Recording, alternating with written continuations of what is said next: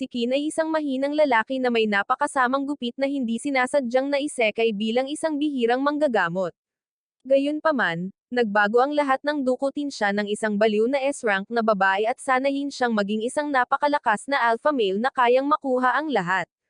Isang araw pagkatapos ng klase, natigil si Kin sa paghihintay sa ulan dahil may kumuha ng kanyang payong. Nang malapit na siyang mabalisa, biglang nagpakita si Kami, ang presidente ng Student Council. Nang malaman niyang wala siyang payong, sinubukan niyang tumulong. Ngunit dumating ang vice-presidente, si Kazaki, at inalok kay Kin ang kanyang ekstrang payong. Nagulat si Kin na nakausap na nila siya dahil halos sila na ang mga top G ng paaralan. Habang siya ay isang walang pangalang side character na malamang masasawi sa episode 1. Ang mas nakakagulat pa ay inanyayahan nila siyang maglakad kasama nila at naisip ni Kin kung sa wakas ay nagluluto na ba ng isang bagay ang mga Diyos ng plot para sa kanyang miserableng kaawa-awang pag-iral. Habang naglalakad sila, biglang tumigil sa paglalakad sina Kami at Kazaki at sinabing may naririnig silang mga kampana na tumutunog. Isang nalilitong Kin ang nag-isip na sila ay nasa mataas na kalidad ng gamot dahil wala siyang naririnig na mga kampana. Gayunpaman, nang lumapit siya sa kanila, isang mahiwagang bilog ang gumana sa ilalim ng kanilang mga paa at nag-teleport sa kanila sa isang silid ng trono. Doon, ipinaliwanag ng hari na sila ay dinala doon ng isang ritual ng pagtawag ng bayani upang tulungan ang kanyang kaharian na labanan ang hukbo ng Demon King. Agad na lumakas ang pananabik ni Kami, ngunit galit na inakusahan ni Kazaki ang hari at ang kanyang mga nasasakupan ng pagdukot sa kanila at hiniling na ibalik sila agad sa kanilang mundo. Ipinaliwanag ng hari na ang ritual ay isang paraan lamang at hindi pa nila alam kung paano ito babaligtarin. Dahil dito, nawalan ng kontrol si Kazaki at sinubukang makipag-away, ngunit pinalibutan siya ng mga gwardya. Nang magmakaawa si Kin kay Kazaki na kumalma, lumuhad ang hari at nagmakaawa sa kanila na tulungan ang kanyang kaharian, na nangangakong hahanap sila ng paraan upang maibalik sila. Ipinaliwanag ng isang babaeng nagngangalang Welsi na ang mahiwagang bilog na nagdala sa kanila doon ay idinisenyo upang pumili lamang ng mga mahuhusay na individual. Nang banggitin niya na malamang ay nakarinig sila ng mga kampana bago pa man gumana ang bilog, napagtanto ni Kin na hindi siya dapat maging bahagi ng kwento dahil wala siyang narinig na anumang kampana. Mabuti na lang at hindi pa siya nabigyan ng Shield Hero treatment at dinala siya para sukatin ang kanyang mahiwagang kakayahan kasama sina Kami at Kazaki. Nang hilingin ni Welsi kay Kami na ilagay ang kanyang kamay dito, naging ginintuan ito. Ipinaliwanag ni Welsi na ang kulay ay nagpapahiwatig na mayroon siyang hilig sa Thunder Magic at tuwang-tuwa ang babae. Nang si Kazaki na ang susunod, naging purong puti ang bola, na nagpapahiwatig na mayroon siyang hilig sa Light Magic. Kalaunan, si Kin na ang humawak sa bola. At nang maging berde ito, natarante si Welsi at hinayla siya palabas ng silid ng walang paliwanag. Nang makarating sila sa silid ng trono, pabirong tinanong ng hari kung may hilig ba si Kin sa dark magic. At sumagot si Welsi na mas malala pa ito. Agad na natanto ng hari ang ibig niyang sabihin at iniutos na dalhin muna si Kin sa isang ligtas na bahay pansamantala. Ngunit bago pa masagot ang alinman sa kanyang mga tanong, isang babaeng may berdeng buhok na nagngangalang Rose ang sumipa sa mga pinto, na ikinagulat ng lahat. Nagtanong siya tungkol sa ritual ng pagtawag, at kinumpirma ng takot na hari na maayos ang naging takbo nito, kaya inakala niyang si Kin ang bayani. Mabilis na ipinaliwanag ng hari na isa lamang siyang aksidenteng extra, at kahit na nagdududa si Rose, naniwala siya sa kanya. Pagkatapos ay ipinakilala niya ang kanyang sarili kay Kin bilang kapitan ng rescue team ng kaharian, ngunit ang kanyang nakakatakot na aura ay nakakumbinsi sa kanya na siya ang kailangang iligtas ng kaharian. Ipinaalam ni Welsi kay Rose na ang mga bayani ay nasa Crystal Ballroom, kaya lumingon siya upang pumunta sa kanila, ngunit natigilan lamang ng tanungin ni Kin ang hari kung anong uri ng mahika ang kinakatawan ng berdeng kulay. Lahat ng nasa silid ay nataranta. Ngunit mahinahong lumapit si Rose kay Kin, sinabi sa hari na hihiramin niya ito. Agad, inutusan ng hari si Welsi na ilayo si Kin kay Rose, kaya binalot niya ito ng isang magic ball at pinalipad. Sa kasamaang palad, mas mabilis si Rose kaysa sa Ultra Instinct ni Goku, kaya madali niyang natagpuan at nahuli si Kin sa labas ng kastilyo. Pagkatapos ay humarap siya sa hari at sa iba pa at nangakong ibabalik niya si Kin bilang isang ganap na gumagamit ng hilang magic, na ikinadismaya nila. Habang naglalakad siya palayo, nagmakaawa ang hari sa kanya na ibalik si Kin, ngunit nagkunwari ang babae na hindi siya narinig. Kalaunan, ipinaalam kina Kami at Kazaki ang sitwasyon, ngunit tiniyak sa kanila ni Welsi na magiging maayos si Kin hanggat nakaligtas siya sa pagpapahirap at paraan ng pagsasanay ni Rose. Tila, napakabihira ng mga gumagamit ng healing magic, at isa si Rose sa kanila. Kaya, palagi siyang nagbabantay sa mga recruit. Nang gabi ring iyon, sa base ng rescue team, ipinaliwanag ni Rose kay Kin na mayroon siyang mahika sa pagpapagaling, at bilang siya lang ang ibang taong katulad niya, siya ang magsasanay sa kanya. Pagkatapos ay ipinakilala niya ito sa kanyang pangkat ng mga nakakatakot at matitipunong lalaki na nagtangkang takutin siya. Sinipa ni Rose ang nagngangalang Tong sa pader para ayusin ang kanilang sitwasyon at hiniling sa kanya na mag-report sa kanya ng maaga kinabukasan para magsimulang magsanay. Ang pahayag na iyon ay parang banta kay Kin, at lalo siyang natakot ng mga lalaki sa pagsasabi sa kanya na kakailanganin niya ang lahat ng swerteng makukuha niya para mabuhay dito. Kinabukasan, binisita ni Kazaki at Kami si Kin para kamustahin, at hinikayat nila ang isa't isa na magtagumpay sa kanilang mga pagsasanay.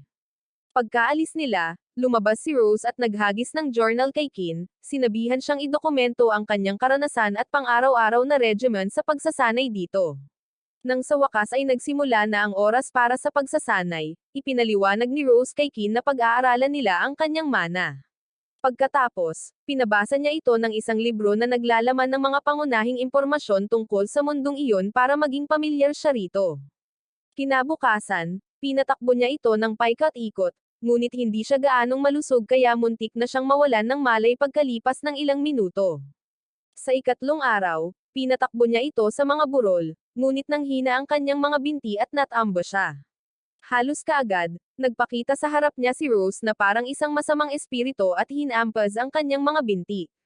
Sumigaw si Kin at nagsimulang gamulong-gulong, ngunit napagtanto niya na hindi naman pala siya nasasaktan dahil pinagaling nito ang kanyang masakit na kalamnan. Pagkatapos ay inutusan niya itong patuloy na tumakbo, sinasabing pagagalingan niya ito ng maraming beses hanggat kailangan niya. Kinabukasan, sumama kay Kin ang iba pang miyembro ng rescue team para tumakbo ng paikot-ikot, na iniwan siyang kumakain ng kanilang alikabok. Sa ikalimang araw, tumakbo ng husto si Kin kaya nagsimulang magpakita ang kanyang mahika, ngunit hindi niya ito napansin hanggang sa ika-6 na araw nang mahulog siya sa putik. Kinabukasan pagkatapos noon, sinipa siya ng malakas na babaeng Amazona sa sarili at pinatalon siya sa parang bato. Sobrang sakit ang nararamdaman niya, pero hindi niya magawang isumpa ito dahil sa takot na mas mabigat na parusa ang matatanggap niya, kaya't isinaisip niya na isama ito sa kanyang journal. Ganoon din ang nangyari kinabukasan, ngunit noong ika-8 araw, matapos siyang patalsikan ni Rose gamit ang isa pang malakas na sipa, aksidenteng gumaling si Kin at napagtanto niyang hindi pala niya sinasayang ang kanyang oras. Pagsapit ng ika-10 araw, natutunan na niya kung paano ipakita ang kanyang kapangyarihan kapag hinihingi, kaya hindi siya napapagod, gaano man siya kabilis tumakbo. Noong ika-11 araw, pina-push up siya ng babae at ipinahayag na sinasanay niya itong maging mabilis at malakas para mailigtas niya ang kanyang mga nasugatang kakampi sa larangan ng digmaan. Nang mapagtanto niyang hindi lang siya basta isang masamang diktador, nagpa siya si Kin na mag-lock in. Ngunit nang matuklasan ni Rose na nag-e-enjoy siya, pinagsuot siya nito ng vest na may mga bato. Kinabukasan, nakipag-away siya kay Tong dahil kinain ng kalbong lalaki ang kanyang tanghalian at nauwi sa paghabol sa kanya sa paligid ng burol, nakalimutang suot niya ang stone vest. Isang linggo pagkatapos noon, binisita ni Kami at Kazaki si Seglis, ang commander ng hukbo ng kaharian, at ang prinsesa, si Celia. Ngunit nagulat sila nang makita siyang nagpo-push up habang may dalang malaking bato kay Rose. Kinutya pa siya ng baliw na babae, sinasabing napakabagal ng kanyang paggalaw, ngunit sinabihan siya ni Kin na huwag siyang maliitin. Nang sabihin niyang halos hindi niya maramdaman ang bigat, nagdagdag siya ng isang ladrilyo. Kinailangan gamitin ni Kin ang kanyang mahika upang pagalingin ang kanyang mga kalamnan at maiwasan ang kanyang sarili na mapiga na parang insekto. Galit na itinaas ni Seglis si Rose sa ere at inakusahan siya ng pagtatangkang ipadala si Kin sa kanyang maagang libingan. Ngunit mahinahong sinabihan siya ni Rose na mag-relax at isiniwalat na sinasanay niya si Kin upang maging kanang kamay niya. Tila, Ang kanyang pagnanais na ipakita sa kanya na hindi siya isang mahinang tao ang siyang nagtakda ng kanyang kapalaran, at nagsimulang magsisi si Kin. Kalaunan, sinabihan ni Rose si Kin na sumama sa kanyang mga kaibigan dahil may pag-uusapan ito kay Seglis, at masaya niyang ginawa iyon. Habang nagkukwentuhan sila tungkol sa buhay ng isa't isa, ipinakilala ni Kazaki si Kin sa prinsesa, Cecilia, at agad siyang nataranta. Tila, hindi pa natutukoy ng kanyang mabagal na utak na siya ay isang maharlika, kahit na nakasuot ito ng korona. Ngunit tiniyak sa kanya ni Celia na hindi niya hihingin ang kanyang ulo dahil sa kanyang kawalang isipan. Nagdala pa siya ng pie para sa kanila upang pagsaluhan. Kaya't nag-relax si Kin at sumama muli sa grupo. Habang kumakain sila, tinanong niya kung kumusta ang pagsasanay para kina Kami at Kazaki, at sinabi nila sa kanya na maayos naman ang takbo nito. Natuto sila ng sword fighting mula kay Seglis at magic control mula kay Welsi, at inuna ng bawat guro ang kanilang kapakanan. Pagkatapos sabihin ito, pakiramdam ni Kazaki ay parang ipinapahid nila ang kanilang swerte sa mukha ni Kin dahil nakakulong siya sa isang malupit na tao. Ngunit wala talagang pakialam ang lalaki. Nang abutin niya ang isa pang piraso ng pie, itinoon ni Kami ang pansin sa maskuladong braso nito. At bago pa man makapag-react ang sinuman, itinaas niya ang kanyang damit at nagsimulang humanga sa kanyang bagong likhang sining. Labis na nagulat ang lahat, at kahit na sinubukan siyang sawayin ni Kin, hindi siya tumigil. Kaya nagsalita si Kazaki, tinanong si Kin kung mahirap bang mamuhay sa paraang ito. Sumagot si Kin na oo at isiniwalat na naisip niyang tumakas ng higit sa mabilang. Gayunpaman, nagsisimula na siyang masiyahan sa kanyang pagsasanay at nakikibagay ng maayos sa mga talunan sa koponan. Sakto lang, dumating si Tongdala ang tanghalian ni Kin, ngunit sa halip na pasalamatan siya, nagalit si Kin at tinawag siyang isang walang bayad na delivery boy. Sumagot si Tong, sinabing isa siyang maliit na talunang lalaki dahil naiinis pa rin siya sa pagkain nito ng tanghalian noong isang araw. At doon sila nagsimulang magpalitan ng suntok. Sa kabila ng pag-aalala sa biglaang marahas niyang pag-uugali, napagpasyahan ni Kazaki at Kami na nasanay na si Kin sa buhay tulisan at talagang masaya na siya rito. Sinabi ni Kazaki na babalik siya sa kastilyo para magsanay dahil ang panonood kay Kin ang nag-udyok sa kanya. Agad siyang hinabol ni Celia habang si Kami ay nagtagal pa ng ilang segundo para bantayan si Kin, sinasabi sa sarili na tiyak na bahagi siya ng balangkas. Ngayon, kinabukasan, biglang hinagis ni Rose ang isang bag kay Kin at sinabi sa kanya na aalis na sila. Akala niya ay papunta lang sila sa bayan, ngunit nagulat siya nang mapunta sila sa labas ng mga pintuan ng lungsod sa isang lugar na sinabi ni Rose na kilala bilang kagubatan ng kadiliman. Ito ay isang mainit na lugar para sa mga halimaw, at sinabihan siya nitong huwag bumalik hanggat hindi niya natatalo ang isang Grand Grizzly. Agad na nataranta si Kin dahil napakalakas ng mga Grand Grizzly, ngunit hindi ito pinansin ni Rose at inihagis siya pababa mula sa bangin. Kinailangan gamitin ng takot na lalaki ang kanyang mahika para maiwasan ang kanyang sarili na masawi dahil si Rose ay parang nagpadala sa kanya ng skydiving nang walang isang maaasahan na parachute. Nang ligtas na siyang nasa lupa, sinubukan niyang kumbansihin ang kanyang sarili na madali niyang matutunton ang Grand Grizzly hanggang sa bigla itong sumulpat sa likuran niya. Agad siyang tumakbo para sa kanyang buhay, ngunit tila determinado ang oso na kainin siya para sa tanghalian, kaya patuloy siyang hinabol nito. Sa isang punto, nagpasya siyang labanan ito dahil sigurado siyang ang malaimpyernong pagsasanay na ipinataw sa kanya ni Rose ay mas malala kaysa sa anumang bagay. Ngunit pagkatapos ay dalawang asol na grizzly ang sumali sa paghabol, at nakumbinsi si Kin na ang mga Diyos ng plot ay ang kanyang tunay na mga kalaban. Para iligtas ang kanyang sarili, tumalon siya mula sa isang bangin at lumangoy kasama ang mga isda. Kaya, umatras ang mga oso. Habang papalubog ang araw, isinabit ni Kin ang kanyang mga damit upang matuyo at tiningnan ang mga supply na naiwan ni Rose sa kanyang bag. Mayroon siyang pagkain, isang lalagyan ng tubig, at isang maliit na kutsilyo, ngunit walang gamit para sa apoy. Kaya't isinumpa niya si Rose sa ika-100 beses ng araw na iyon. Pagkatapos ay kinain niya ang ilan sa pagkain at umukit ng linya sa balat ng puno upang ipahiwatig na nakaligtas siya sa kanyang unang araw. Kinabukasan, nilisan niya ang ginhawa sa puno at naglakas loob na pumasok sa kagubatan upang subaybayan ang Grand Grizzly at bantayan ito. Pagkatapos maglakad-lakad ng ilang sandali, nakakita siya ng isang sugatang kuneho. At pagkatapos niyang pagalingin ito, sinimulan na nitong sundan siya. Nang hindi ito mapaalis ni Kin sa kanyang tabi, tinanong niya kung alam nito kung nasaan ang Grand Grizzly. Nakakagulat, naintindihan nito ang tanong at dinala siya sa lungga ng oso, kung saan ito natutulog kasama ang dalawang asul na grizzly. Nahinuha ni Kin na sila ay isang pamilya at nagpasya na patuloy na subaybayan sila ng ilang sandali. Pagkatapos ay pumunta siya sa ilog upang punuin muli ang kanyang lagayan at ginugol ang natitirang gabi sa pagpapagaling sa kanyang sarili dahil nahawahan ang tubig ng ilog.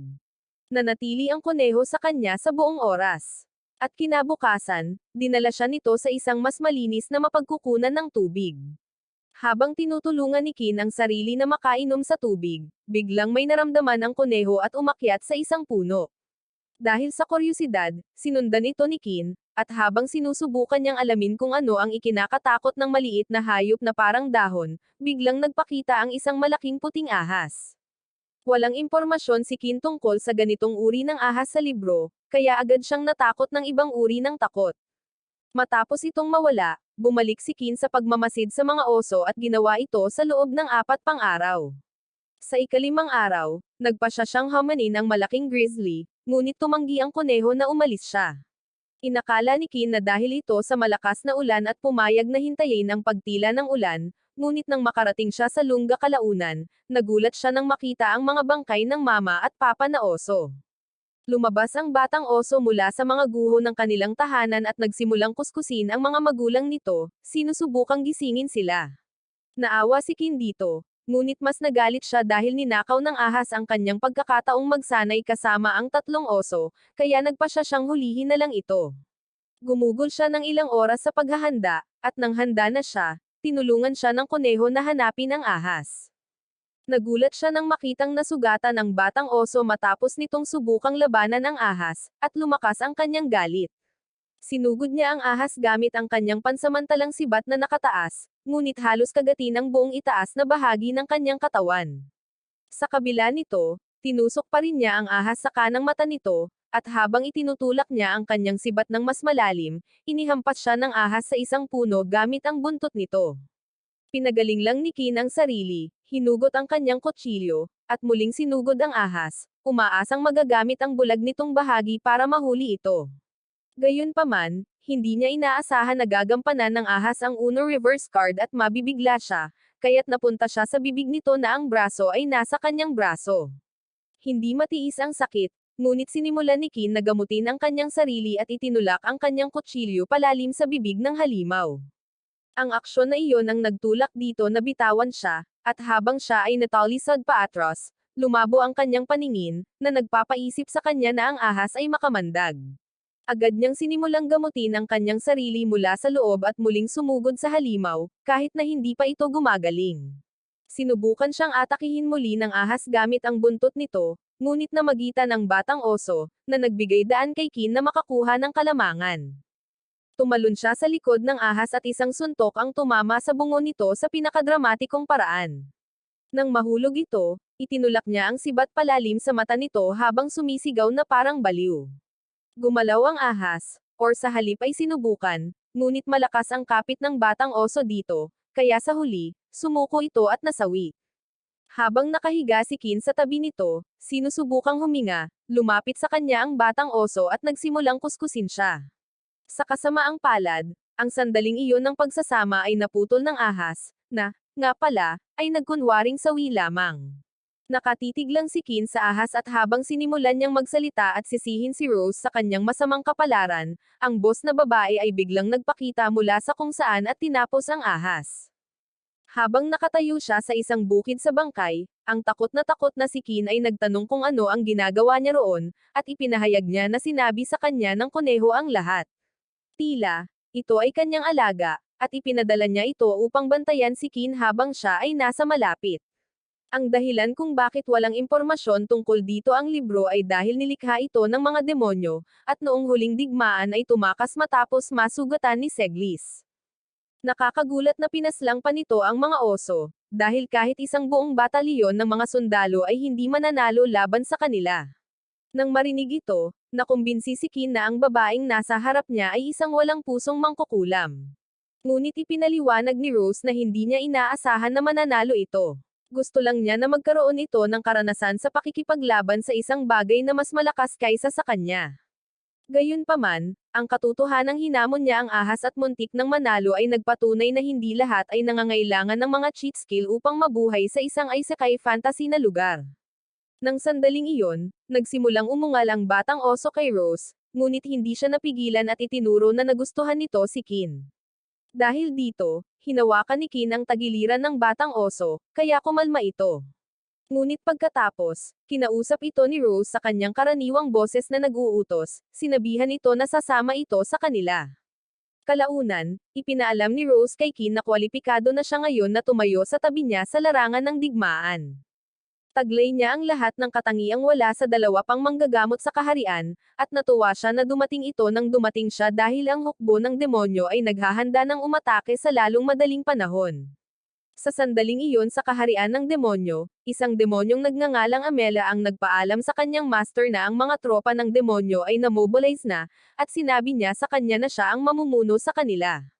Buong kumpiyansang tiniyak sa kanya ni Amela na hindi siya mabibigo. Ngunit nang lumabas siya sa pasilyo, muntik na siyang mapaluhod dahil sa totoo lang ay kinakabahan siya. Doon din, lumapit sa kanya ang isa pang demonyo na nagngangalang Harry Locke at sinimulan siyang kulitin. Ngunit sinabihan siya ni Amela na ituon ang pansin sa kanyang trabaho at lumayo. Hinabol siya ni Harry Locke at ipinaliwanag na gusto niyang ipakita sa kanya ang kanyang pinakabagong halimaw na gawa ng demonyo. Kaya sinundan siya ni Amela sa laboratorio, ngunit nadismaya lamang nang makita niyang lumikha ito ng isa pang ahas. Sumumpa si Harry Locke na mas mahusay ito kaysa sa huli at hindi ito tatakas mula kay Seglis tulad ng hinalinhan nito. Nang mabanggit si Seglis, nagalit si Amela at sinabing hindi siya ang pinakamalaking banta mula sa kaharian ng Linger. Inakala ni Harry Locke na ang tinutukoy niya ay ang rescue team, na binansagan ng mga demonyo na mga mandurukot dahil sa bilis nilang hinayla ang mga nasugatang sundalong tao mula sa larangan ng digmaan. Ngunit ang tinutukoy talaga ni Amela ay si Rose, na alam niyang may personal na paghihiganti sa kanyang master. Sumumpa siya na balang araw ay ilalagay niya ito sa kanyang lugar, ngunit ang kanyang hitsura ay nagpaalala sa kanya na isa na siyang commander at hindi maaaring nasa larangan ng digmaan. Sinabi ni Amela na alam niya, kaya naman plano niyang ipadala ang Black Knight. Kinabukasan, habang pinapakain ni Kin ang oso, dumating ang kuneho, at kahit nagalit siya na niloko siya nito, hindi niya mapigilan ang kakyutan nito. Habang pinapakain niya silang dalawa, tinawag niya ang oso na Blorin. Kaya si Rose, nakara-rating lang, ay nagtanong kung bakit.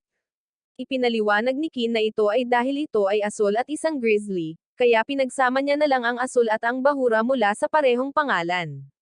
Naisip ni Rose na ito ay kawalang isipan ngunit hindi niya sinabi sa kanya iyon. Sa halip, ipinaalam niya sa kanya na pinayagan sila ng kaharian na panatilihin ang oso bilang pag-aari ng rescue team. Gayunpaman, sinabi niya na kailangan nitong pagtrabahuhan ang pag-aari nito. At sa kanilang pagkagulat, ang trabaho niya ay ang magsilbing practice dummy ni Kin. Sinabihan niya si Kin na isipin si Blorin bilang isang nasugatang sundalo na nangangailangan ng agarang pangangalaga at sinigawan ito na bilisan ang kanyang takbo. Ginawa ni Kin ang itinagubilan sa kanya at hindi na siya naabala sa dagdag na bigat hanggang sa sinimulan siyang tambangan nitong at ng iba pa sa kalsada. Inutusan sila ni Rose na gayahin ang isang larangan ng digmaan at nagpa siya ang mga maruruming iyon na gawin ang lahat. Ginawa ni Kin ang kanyang makakaya upang maiwasan sila at mabuhay ng 4 na oras bago siya bumagsak dahil sa pagod at hindi na niya mapagaling ang sarili. Gaya ng dati, biglang nagpakita si Rose mula sa kung saan at ipinaliwanag na ang pagod ng tao ay nagmumula sa takot, pagkainip, at kaba. Kaya, hanggang sa makuha niya ang lakas ng loob na huwag manghina sa harap ng takot, patuloy siyang babagsak na parang kahoy. Matapos siyang pagalingin, inutusan niya itong dalhin si Blorin at tumakbo paikat sa bayan ng Kastilyo.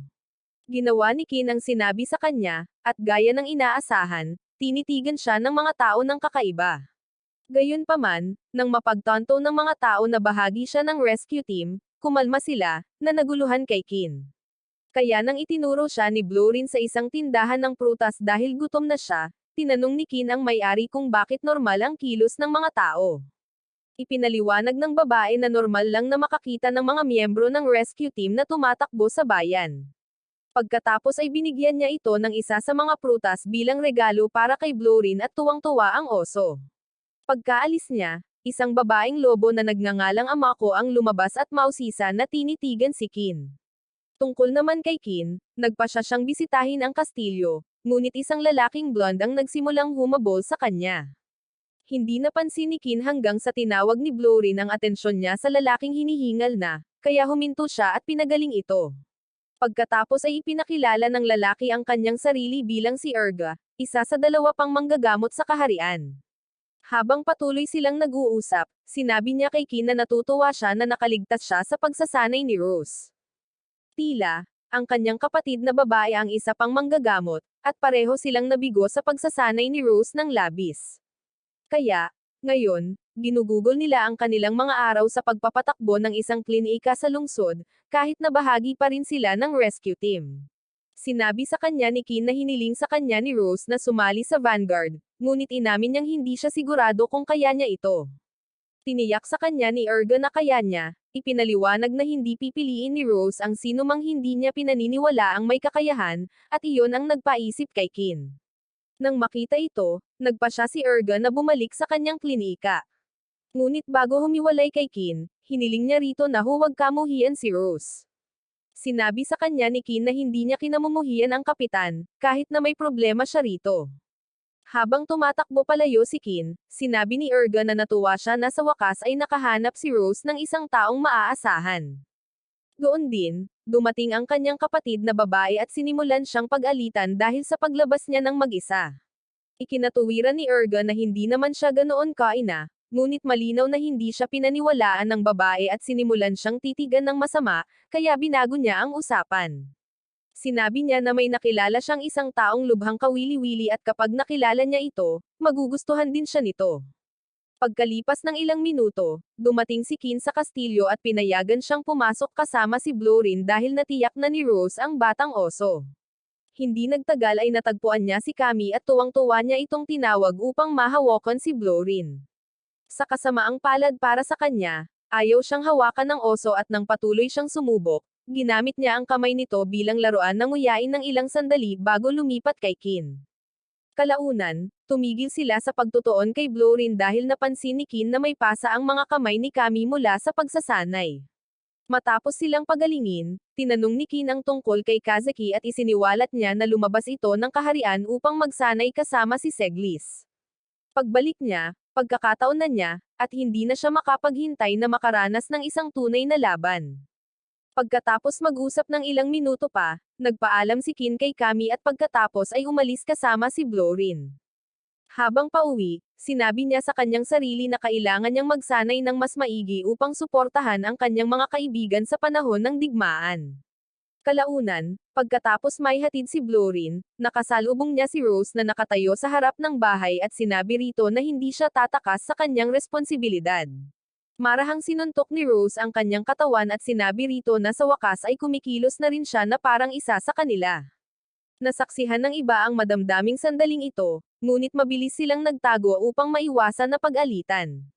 Pagkalipas ng ilang araw, mabilis na nagising si Kin dahil sa bag na itinapon ni Rose sa kanyang katawan.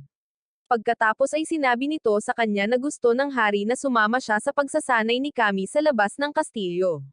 Habang naglalakad sila papunta sa gate kasama si Blurine, tinanong ni Kin kung bakit hindi siya hiniling na samahan din si Kazaki. Ipinaliwanag ni Rose na tinanggihan niya ang kahilingan dahil kakabalik lang nito mula sa sarili niyang pagsasanay. Pagdating nila, natuwa si Kami na makita si Blurine at ipinakilala si Kin sa mga kasama nito, isang kabalyero na nagngangalang Aroko, at isang salamangkero na nagngangalang Curran. Habang nakikipag-usap si Kin kay Aroko, binalaan ni Rose si Kami na mag-ingat dahil hindi kayang buhayin ng kapangyarihan ni Kin ang mga sawi. Humarap siya kay Kin, sinabi niya rito na wala siyang maipapayo sa kanya.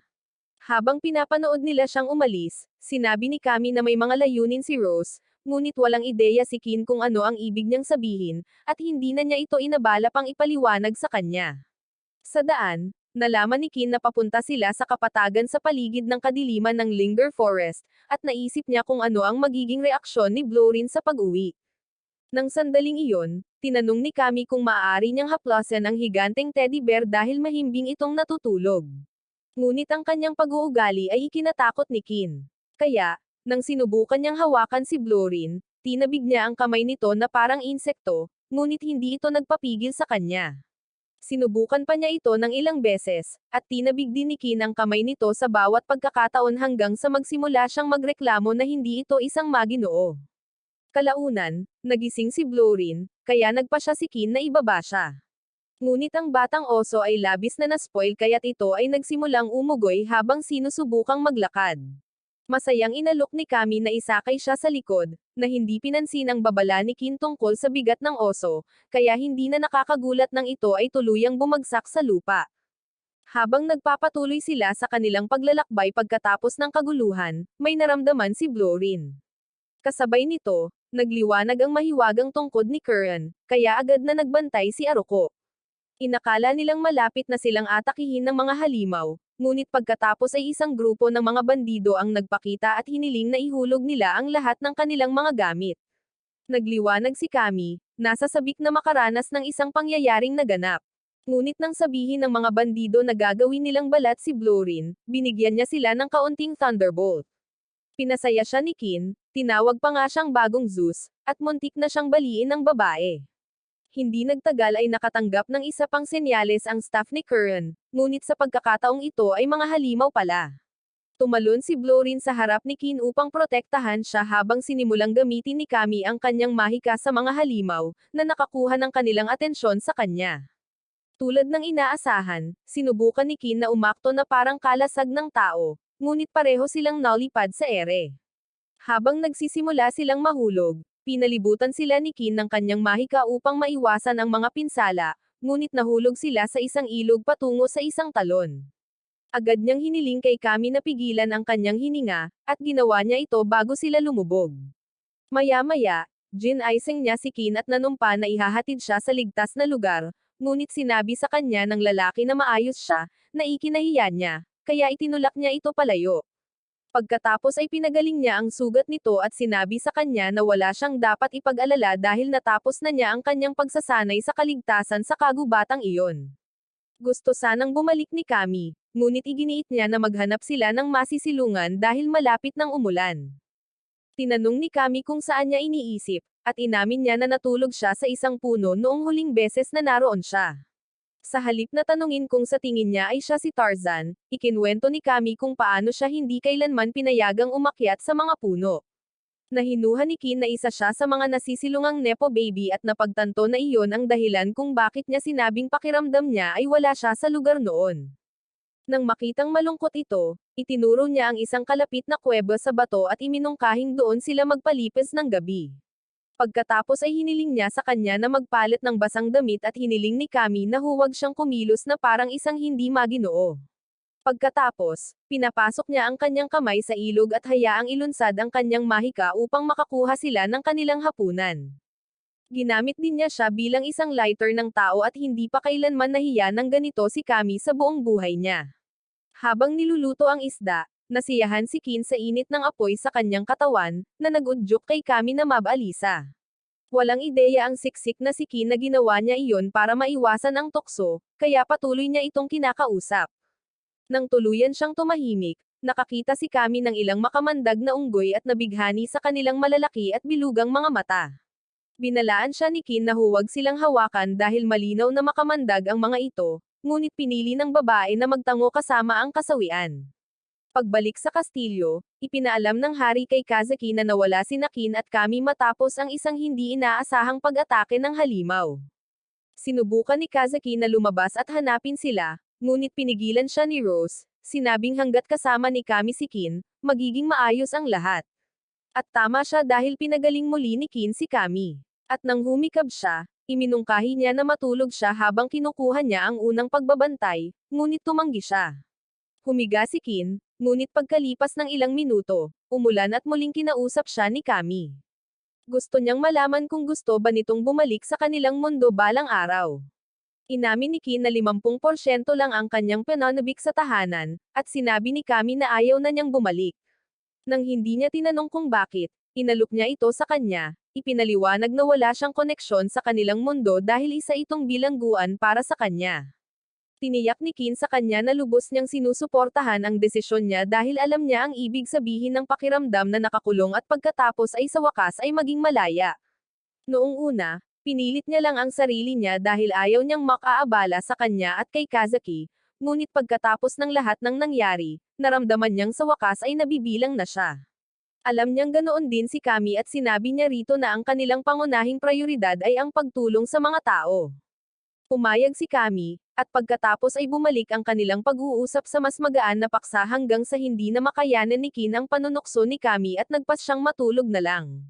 Kinabukasan, naglakbay sila upang hanapin sina Aruko, Kurian, at Blorin, ngunit nauna silang natagpuan ni Blorin.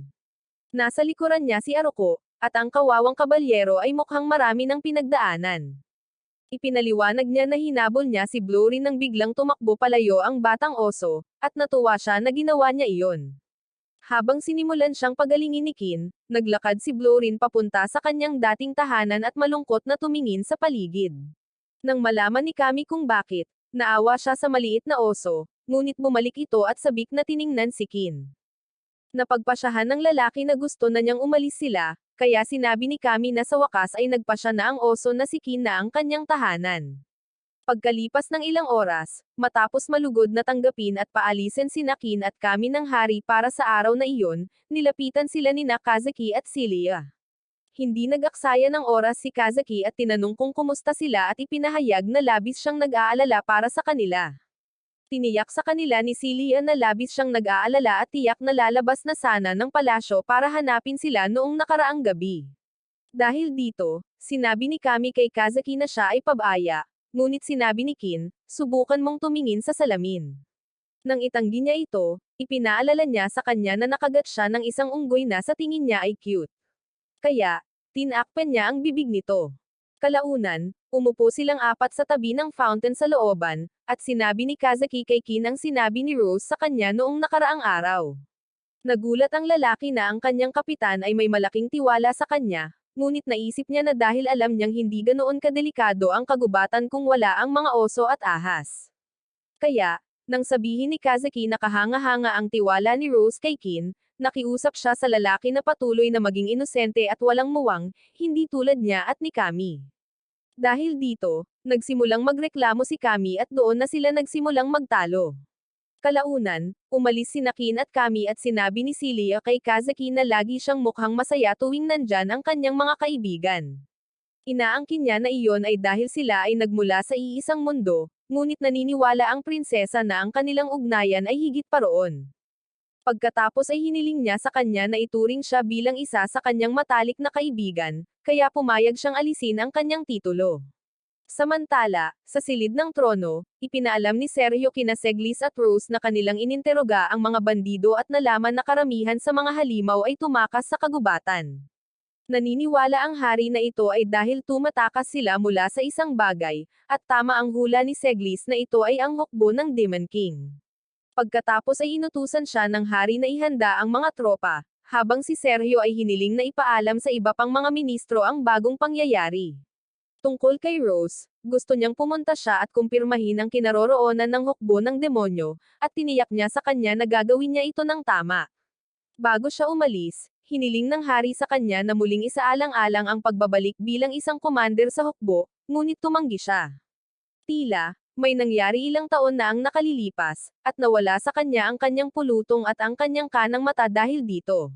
Ngunit naniniwala si Rose na kasalanan niya ito at pinaparusahan pa rin ang kanyang sarili dahil dito, kaya hindi niya pinagaling ang kanyang mata. Sinubukan siyang kumbansihin ng hari na panahon na para siyang umalis at sinabing bubuo siya ng rescue team para makabawi.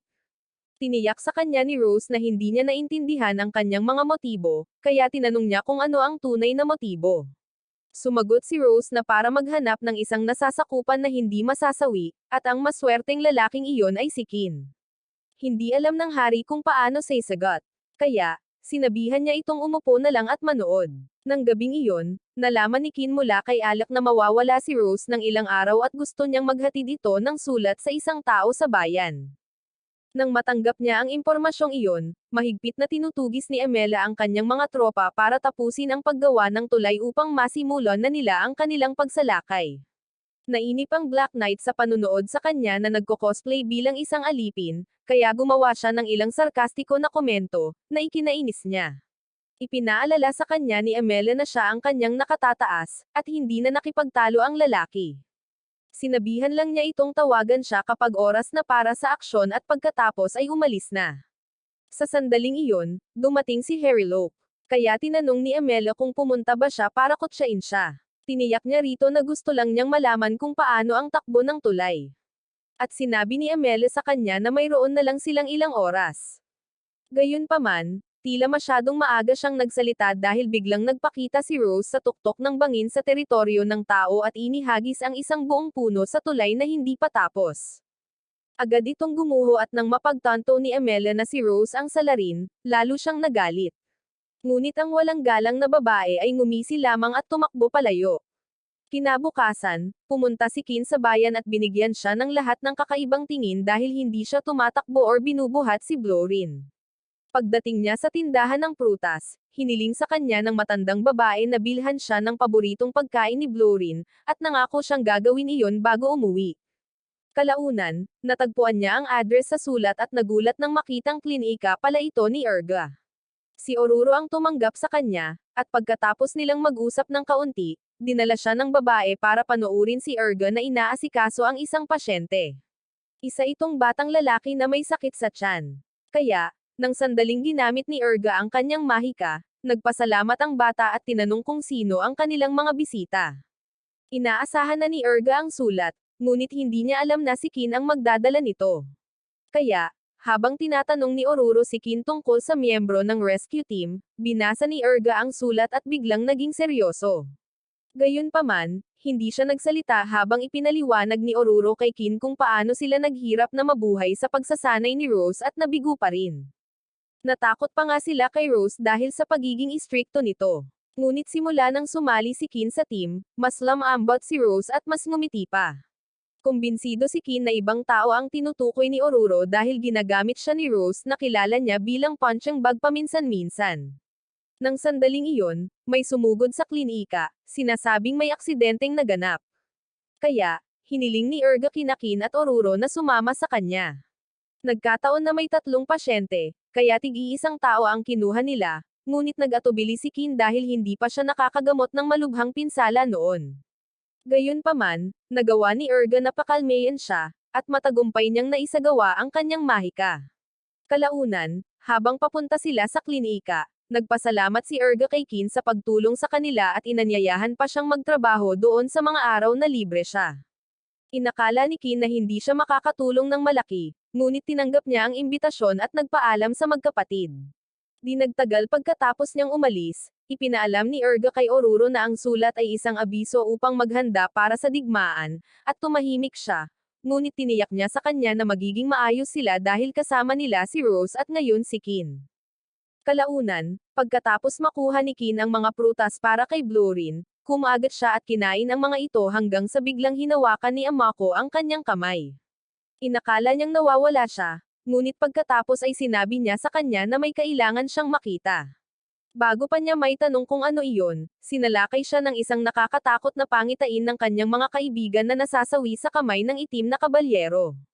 Nang matapos ito, sinabi sa kanya ni Amako na siya lang ang makakapigil dito. Nang matauhan si Kin mula sa kanyang pagkabigla, wala na si Amako. Sinubukan niya itong hanapin, ngunit tuluyan na itong nawala. Kaya, sinubukan niya ang mga tarangkahan ng lungsod, ngunit ipinaalam sa kanya ng kabalyero na hindi ito dumaan doon. Habang naiinis siyang sumigaw, dumating si Rose at tinanong kung bakit siya nagdudulot ng polusyon sa ingay. Tiningnan siya ng kabalyero at umalis dahil nakakatakot siya at naawa si Kin sa kanya. Gayunpaman, ang simpatiyang iyon ang nagpagulo sa kanya kay Rose at halos durugan niya ang mukha nito na parang pakwan. Pagkatapos niya itong bitawan, tinanong niya kung nasaan ito nitong mga nakaraang oras at isiniwalat na nag-scout siya. Ikinwento rin niya sa kanya kung paano niya winasak ang tulay na ginagawa ng mga demonyo at nagtaka ang lalaki kung naunawaan ba ng marahas na babae ang tunay na kahulugan ng scouting. Siyempre, Itinanong niya ito ng malakas at muntik nang ipadala sa kanyang lumikha. Habang naglalakad sila pauwi, tinanong ni Kin si Rose kung kilala niya kung sino si Amako, at sinabi niyang ang babae ay nagpakita sa kaharian mga 2 taon na ang nakalilipas. Ang mga taong halimaw ay kilalang nagtataglay ng mga pambihirang mahiwagang kakayahan. At nang marinig ito ni Kin, tinanong niya kung ang isa sa mga kakayahang iyon ay ang pagbabahagi ng mga pangitain sa iba. Sinabi ni Rose na may mga taong halimaw na kilala bilang mga orakulo ng panahon dahil nakakakita sila ng hinaharap. Gayunpaman, sila ay napakabihira at kadalasang mahigpit na protektado sa teritoryo ng mga Beastkin. Napansin niyang biglang nagtanong si Kin tungkol sa Beastkin, ngunit sinabi niyang mausisa lamang siya at naniwala siya sa kanya. Nang makarating sila sa isang lugar, hiniling niya sa kanya na magpatuloy dahil papunta siya sa kastilyo upang magbigay ng ulat sa pagmamanman. Ilang sandali matapos siyang makarating doon, pinasalamatan siya ng hari sa pagpapabagal ng pagsulong ng kaaway at sinabing iaanunsyo niya ang pagsalakay sa kaharian kinabukasan. Hiniling niya kay Sergio na maghanda at inutusan si Seglis na dalhin ang mga bayani sa kanya upang maipaalam niya muna sa kanila. Pagkalipas ng ilang oras, nakahiga si Kin sa kama, hindi makatulog dahil sa pangitaing ipinakita sa kanya ni Amako. Habang iniisip niya kung ipinakita ba sa kanya ng babae upang makahanap siya ng paraan upang baguhin ang hinaharap, napansin niya ang ilang mga ilaw na lumulutang sa labas ng bintana at nataranta. Gayunpaman, tumingin pa rin siya sa bintana at nakahinga ng maluwag nang makitang si Kazaki lang pala iyon. Habang nakaupo sila sa labas, inamin ni Kazaki na nag-aalala siya tungkol sa nalalapit na digmaan at sinabing tumakbo siya palabas ng kastilyo matapos ipaalam sa kanila ng hari ang tungkol dito. Sinabi niya kay Kin na pakiramdam niya ay duwag siya at isiniwalat na sa panahon ng kanyang espesyal na pagsasanay, halos mawalan siya ng kontrol sa takot. Tahimik na nakinig si Kin habang ibinabahagi ni Kazaki ang kanyang mga alalahanin at takot, at nang matapos siya, sinabi niya rito na normal lang ang takot. Dahil sa kuryosidad, tinanong niya si Kin kung ano ang nararamdaman niya tungkol sa digmaan, at buong kumpiyansang sumagot si Kin na hindi siya tatakas, kahit na natatakot siya. Ipinaalala sa kanya ni Kazaki na hindi siya obligado na ipaglaban ang kaharian dahil aksidente siyang nadala roon, at sinabi ni Kin na alam niya. Gayunpaman, nagbago na ang mga bagay-bagay simula nang dumating sila, at itinuring niya ang kaharian at ang mga tao nito bilang kanya. Sinabi rin niya kay Kazaki na kung pipiliin niyang huwag lumaban sa digmaan, hindi niya ito huhusgahan dahil ang mga kaibigan ay palaging nagkakaintindihan at sumusuporta sa isa't isa. Ang tugon ni Kazaki dito ay sampelan ang sarili at tawagin ang sarili na talunan. Nalito si Kin sa biglaang pagbabago, ngunit tiniyak sa kanya ni Kazaki na maayos siya at lalaban upang protektahan ang kanyang mga kaibigan. Hiniling ni Kin na dahan-dahanin ang kanyang papel, ngunit sinabi ni Kazaki na ang takot ay hindi isang magandang dahilan para hindi lumaban dahil kahit ang iba ay lumalaban kapag lumala ang mga bagay-bagay, at isa siya sa duwag na trio. Pagkatapos ay gumawa sila ni Kin ng isang pangako upang protektahan ang isa't isa at si Kami. At pagkatapos noon, umalis si Kazaki. Pinagmasdan siya ni Kin ng ilang segundo at pagkatapos ay tumalikod upang pumasok sa loob. Ngunit biglang nagsalita si Kami sa likuran niya, na isiniwalat na nakinig siya sa kanilang pag-uusap. Tila, palihim niyang sinundan si Kazaki nang tumakas ito mula sa kastilyo. Ngunit nang makita niyang lumapit ito kay Kin, napagtanto niya na wala siyang kailangang gawin. Inamin ni Kin na ayaw niyang lumaban si Kazaki. Kaya tinanong ni Kami kung ayaw din ba niya na lumaban siya. Sumagot siya na ayaw niya, ngunit hindi pareho ang mga dahilan dahil nagpa siya na si Kami na manatili sa mundong iyon. Hindi na kailangan ni Kami ng karagdagang paliwanag pagkatapos nito, kaya nagpaalam na siya kay Kin at bumalik sa kastilyo. Kinabukasan, ginawa ng hari ang kanyang ipinangako at ipinaalam sa mga mamamayan at sundalo ang tungkol sa pagsalakay. Gumawa rin siya ng isang talumpating pangmotibasyon sa antas ni Erwin ng Attack on Titan, kaya't lahat ay tiwala na mananalo sila sa digmaan. Di nagtagal pagkatapos ng talumpati ng hari, binisita ni Kazaki si Celia, at nangako siyang ipagdarasal ang tagumpay nito sa larangan ng digmaan, habang nangako naman siyang gagawin ang kanyang bahagi upang protektahan ang kaharian. Bago umalis, tinawag niya ito sa kanyang pangalan, at iginiit ng babae na bumalik siyang buhay anuman ang mangyari. Samantala, sa base ng rescue team, habang tinutulungan ni Kin si Erga, lumabas itong at sinabi sa kanya na gusto siyang makita ni Rose sa kanyang opisina. At kinabahan ang binata dahil ito ang kanyang unang pagkakataon na ipinatawag siya ng ganoon. Pagdating niya roon, diretso ang binata sa punto, ipinaalala sa kanya na bahagi siya ng Vanguard. Gayunpaman, ipinaliwanag niya na hindi siya agad papasok sa larangan ng digmaan. Dadalhin ni Natong at ng iba pa ang mga nasugatang sundalo sa kanila, at magtutulungan sila kasama ang mga iba upang pagalingin sila. Naguguluhan, tinanong ni Kin kung bakit hindi sila sasali sa labanan mula sa simula, at sinabi ni Rose na dahil hindi gaanong maraming malubhang nasugatan. Pagkatapos ay pinayuhan niya itong panatilihing bukas ang kanyang mga mata at isipan kapag sumali siya sa labanan, tinitiyak na ang mga malubhang nasugatan lamang ang makakakuha ng kanyang atensyon. Nang malinaw na nilinaw niya iyon, ibinigay niya sa kanya ang opisyal na uniforme ng rescue team, at isinuot ito ni Kin ng may pagmamalaki. Nang makita kung gaano siya kasabik, ipinaalala ni Rose sa kanya na ang mga manggagamot ay hindi immortal, kaya ang pagpapabeya sa kanyang sarili sa larangan ng digmaan ay imposible. Tiniyak ni Kin sa kanya na alam niya, ngunit pinitik siya ni Rose sa noo at sinabi sa kanya na ang pagsasabi nito at paggawa nito ay dalawang magkaibang bagay. Gayunpaman, ipinangako niya sa kanya na magiging maayos siya at paprotektahan ang kanilang mga tao. Pagkaalis sa kanyang opisina, naalala niya ang pangitain at sumumpa sa kanyang sarili na hindi mangyayari ang mga bagay ng ganoon. Kinabukasan, ang mga sundalo, bayani, at mga rescue team ay nakipagdigma at para magpalipas ng oras nagtanong si Kin kay Rose tungkol sa mga demonyo. Sinabi niya sa kanya na sila ay mga demi-human na may sungay, malalakas ang pangangatawan, at may mas maraming mana kaysa sa isang karaniwang tao. Ang unang reaksyon ni Kin ay pagkabigla, na nag-udyok kay Rose na tanungin kung siya ba ay nanlalamig, ngunit sumagot siya na hindi dahil may kilala siyang mas nakakatakot pa kaysa sa mga demonyo. Alam ni Rose na tinutukoy niya ito, kaya tinawag niya itong isang hambog na binata at sinabing siya pala ang halimaw mismo. Hindi sumang-ayon si Kin, ipinaliwanag na ang kanyang motibasyon ay ang magustuhan siya, at tinitigan siya ni Rose ng husto kaya't siya ay natigilan. Gayunpaman, hindi niya alam na ang kanyang mga salita ay pumukaw sa alaala ng kanyang dating squad. 5 taon na ang nakalilipas, noong si Rose ay isang commander ng batalyon, ipinaalam ng hari sa lahat ng kanyang matataas na opisyal ang mga ulat ng mga nakitang demonyo. Pagkatapos ng pagpupulong, hinulaan ni Seglis at Rose na ang mga demonyo ay palihim na nagpaplano ng isang pagsalakay at sumang-ayon na simulan ang paghahanda upang ipagtanggol ang kaharian.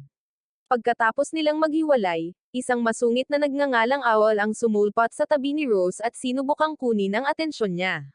Bilang tugon, binatukan siya ni Rose ng malakas kaya't sumumpa si Owl na bababa ang kanyang tangkad ng ilang pulgada. Sinabihan siya ni Rose na huwag maging madaldal at nagpatuloy sa paglalakad. Kaya, sumunod ang lahat sa kanya at nagsimulang mag-usap tungkol sa mga demonyo. Sinabi niya na sigurado siyang madaling matatalo ng mga tao ang mga demonyo, ngunit itinuro ni Rose na hindi matalino na maliitin ang sarili mong mga kaaway.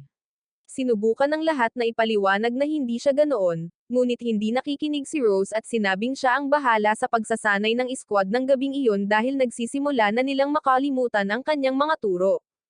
Pagdating nila sa bahay, napansin ng iba na lahat ay mukhang nag-aalala at nagtanong kung ano ang problema.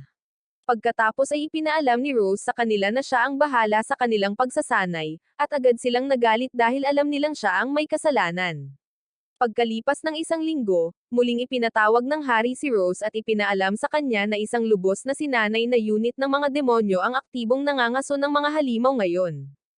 Kaya gusto niyang imbestigahan niya sila at alamin ang kanilang mga motibo. Pag-uwi niya ng gabing iyon, ipinaalam niya sa kanyang pangkat na mag-scout sila kinabukasan. Halo-halo ang reaksyon ng pangkat dahil ang kanilang mga target ay mga demonyo, ngunit tiniyak ni Owl sa kanila na magiging maayos sila. Dahil dito, binato siya ng ilang tao dahil ang kanilang buong linggo ay naging mas malala pa sa impyerno dahil sa kanya. Habang sinusubukan niyang pakalmeyan sila, umakyat ang kuneho ni Rose sa kanyang balikat, at sinabi niya sa kanya na hindi siya sasali sa misyon dahil ayaw niyang ilantad siya sa panganib. Nang sandaling iyon, si Owl ay tumakbo papunta sa kanya, naghahanap ng proteksyon mula sa kanyang masasamang kaibigan. Kaya sa wakas ay kinausap sila ni Rose. Tila gumana iyon nang sila ay nahype at sinabing hindi na sila makapaghintay na makalabas at makapunta sa kanilang kapitan. Kinabukasan, nagsimula na sila sa misyon at habang nagkakampo sila sa gabi, nagpasya silang galugarin ang kanlurang bahagi kinabukasan. Si Owl ang nagmungkahi nito, at labis siyang nagulat nang sumang-ayon ang iba. Para maialis ang atensyon niya, iminungkahi niya na magpahinga muna silang lahat. Hindi pa niya natapos ang kanyang pahayag ay umalis na ang kanyang mga kaibigan, kaya siya ang unang nagbantay. Mabuti na lang at mabait na kapitan si Rose, kaya inalok niya na siyang unang magbantay habang natutulog din si Owl, ngunit hindi nakatulog ang dalaga. Pagkatapos ay umupo siya at tinanong si Rose kung bakit niya ito pinili bilang deputy commander ng squad gayong ang ginagawa lang niya ay mga tungkulin sa sekretarya. Sinabi sa kanya ni Rose na may kailangang gumawa ng mga trabahong iyon at isiniwalat pa niya na plano niyang i-promote si Owl bilang commander dahil siya na ngayon ang namamahala sa isang batalyon. Agad na nagpanik si Owl at nagreklamo na labis na nagtitiwala si Rose sa kanyang mga kakayahan na wala naman talaga.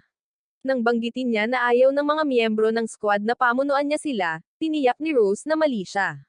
Walang maibabalik ang lahat para doon. Kaya sa halip, ipinaalala niya kay Rose kung gaano niya kinasusuklaman ang awtoridad at palaging binabaliwala ang mga utos na ibinibigay sa kanya. Ang kanyang malayang espiritu ang nagpasikat sa kanya sa mga kabalyero. At nang makilala niya si Rose, ipinagpatuloy niya ang paggawa ng mga bagay sa parehong paraan. Gayunpaman, hindi katulad ni Rose ang ibang mga commander, at lagi niyang inilalagay ang lahat sa kanyang lugar kapag lumalayo siya sa linya. Isang araw, nagsawa siya at sinubukang atakihin si Rose, ngunit pinawalan siya ni Rose ng malay at binago ang kanyang saloobin. Kaya, ang kanyang bagong layunin ay ang subukang talunin si Rose, ngunit hindi iyon nangyari. Sa kabila nito, lahat ay natuwa dahil naniniwala siyang lubos siyang naiintindihan ni Rose, at sigurado siyang ganoon din ang nararamdaman ng kanyang mga kasama. Nang matapos magsalita si Owl, pinitik ni Rose ang kanyang noo ng malakas at sinabing masyado siyang nagsasalita. Sinabi rin niya sa kanya na ang kanyang desisyon na gawing si Owl ang kanyang kahalili ay hindi mali dahil alam niyang tama siya para sa trabaho. Sinubukan ni Owl na makipagtalo, ngunit pinilit siya ni Rose na tumahimik sa pamamagitan ng pagbabanta na pipitikin muli ang kanyang noo, pagkatapos ay tinapos ang kanyang mahabang talumpati. Pagkatapos noon, sinabi niya kay Owl na matutulog na siya at tinawag ang iba na gawin din ang pareho. Nagulat si Owl nang makitang gising ang lahat, ngunit sinimulan nila siyang kulitin. Nahiya, hinabol sila ni Owl, ngunit tila wala silang pakialam at tumawa na lang sa buong oras. Kinabukasan, tiningnan nila ang kanlurang bahagi bilang pinag-usapan, at hindi nakakagulat nang matuklasan nila ang mga demonyong nangongolekta ng mga halimaw. Si Nero, ang pinuno ng pangkat ng mga demonyo, ay madaling nakaramdam ng kanilang presensya. Kaya, kinausap siya ni Rose. Gayunpaman, walang saysay ito dahil nilinaw niya na hindi niya sila hahayaang mabuhay matapos matuklasan ang kanilang ginagawa. Hindi napigilan ni Rose ang sarili at sinabihan siyang gawin ito. Medyo bihasa ang lalaki at ginamit ang mahika ng hangin bilang kanyang sandata at kalasag, ngunit mabilis si Rose at pinalipad siya sa isang atake lamang. Pagkatapos ay hinabol niya siya dahil medyo malayo na ang nalipad niya, at habang sila ay nag-aaway, maraming puno ang natamba sa proseso. Gayunpaman, wala sa kanila ang nagtamo ng mga pinsala, at kinilala pa ni Nero ang lakas ni Rose bago siya nilamon ng isang buhawi ng mga talim ng hangin. Ngumiti lang ang baliw na babae at naglakad sa buhawi na parang isang runway. At doon napagtanto ni Nero na isa siyang manggagamot. Sa sandaling iyon, sa wakas ay naging maayos na ang lahat. Kaya, nagpa siya siyang magseryoso at tinawag ang kanyang espada ng demonyo. Habang nagbabanggaan silang muli, nahulaan ni Rose na ang espada ng demonyo ay may sumpa. Kaya, gumawa siya ng isang tala sa isip na layuan ito. Tiniyak din niya na papahirapan niya si Nero hanggang sa puntong napagdesisyonan nito na kailangan niyang baguhin ang mga bagay-bagay. Muli niyang kinilala ang lakas ni Rose at ng kanyang pangkat, ngunit sinabing kung hindi niya sila tatapusin, magiging problema sila sa kanilang mga plano. Tila, nilayo nilang buhayin muli ang kanilang master at handa silang isakripisyo ang lahat para mangyari iyon. Ilang segundo bago napagtanto ni Rose ang ibig niyang sabihin sa sakripisyo. Kaya, nang tawagin niya ang kanyang pangkat na umatras, huli na ang lahat. Bumagsak na ang una, at nang tangkain niyang pumunta upang iligtas sila, namagitan si Nero. Ito ang humantong sa pagkahulog ng mga miyembro ng squad na parang mga langaw, at labis na nagalit si Rose kaya't sinugod niya si Nero nang hindi pinag-iisipan ang mga bagay-bagay at nawala ang kanyang kanang mata. Nang sinubukan niyang gamutin ito, napagtanto niya na hindi niya kaya, at ipinahayag ni Nero na pinuputol ng espada ang mana, kaya pansamantalang isinumpa ang sugat. Sa kabila nito, sinubukan pa rin siyang atakihin ni Rose at nasugatan siya sa binti sa pagkakataong ito. Kaya, sinubukan niyang pakalmeyan ang sarili. Pagkatapos ay sinugod siya ni Nero at sa sandaling umatake ito, si Owl ay nagpakita mula sa kung saan, na parang isang kalasag ng tao. Ilang sandali bago naunawaan ni Rose ang nangyari at nang sa wakas ay nagawa na niya, sinimulan niyang sisihin ang sarili sa lahat. Ginagawa pa rin niya iyon nang sinubukan siyang tapusin ni Nero. Kaya, nagulat siya nang hawakan nito ang kanyang espada. Sa sumunod na sandali, sinimulan niya itong bugbugin, hindi man lang binigyan ng pagkakataong lumaban. At nang ihagis niya ito sa isang puno, pinahabol niya ang espada nito. Sa kasamaang palad, sa balikat lamang ito tumama, at lalo pa siyang nenas. Nang tangkain niyang tapusin ito, biglang nagpakita ang isang batang Amelia, at natigilan si Rose. Hindi niya inaasahan si Nero, na walang awang isinakripisyo ang kanyang mga nasasakupan para magkaroon ng isang taong talagang pinahahalagahan niya. Habang sinisimulan siyang ilayo ni Amelia, tinawag siya ni Rose na tumigil, ngunit nang lumingon siya, nakita ni Rose si Owl sa kanya at natigilan muli. Kaya, pinayagan sila ni Rose na umalis habang isinusumpa ang sarili dahil sa pagiging mahina. Kalaunan, hinayla niya ang sarili palapit sa lahat, at nang matuklasan niyang buhay pa ang babae, sinubukan niyang pagalingin ito. Mahinang hiniling ni Owl na huwag niyang sayangin ang kanyang mahika at sinabing wala siyang pinagsisisihan dahil nakapaglingkod siya sa ilalim niya.